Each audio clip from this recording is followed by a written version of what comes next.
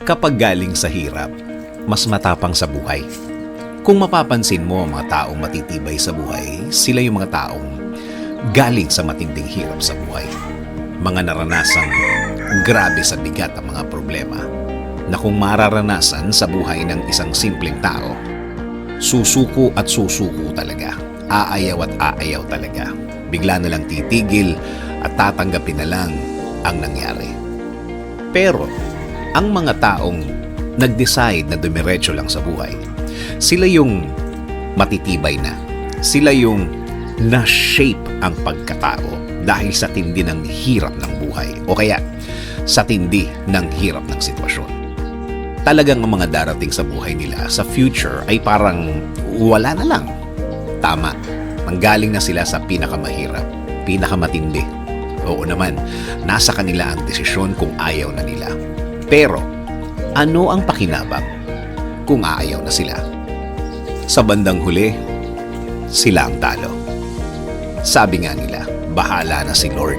Malalakas ang faith ng mga taong ito. Pinanggalingan na nila yan.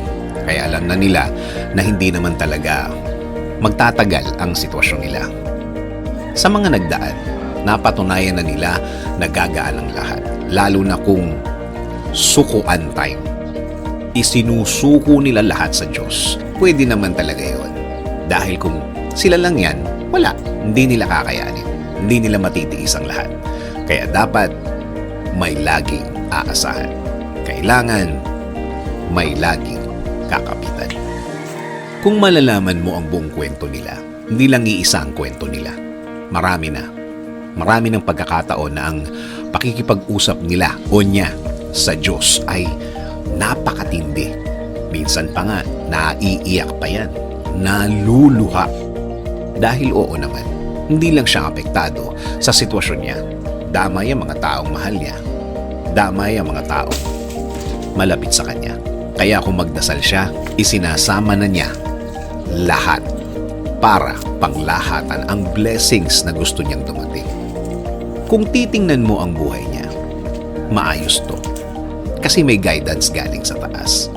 Kapag naman isinuko na niya ang lahat, may direksyon na tayong makukuha sa Diyos. May gagawin na siya. Makikita mo at gagaan na ang lahat. Huwag mawalan ng loob. Huwag mawalan ng pag-asa. Aayos at aayos ang lahat. Basta kumapit. Basta maniwala. Sa mga taong naging cause ng malaking problema mo, akala mo lang yun. Sila ang naging cause. Sa totoo lang, nire-ready ka lang ni Lord sa mas magandang plano niya sa buhay mo. Kailangan mong maranasan ang mga yan para mas umangat ka bilang tao. Bilang anak niya. Sa buhay naman kasi, galing ang tibay at wisdom natin sa mga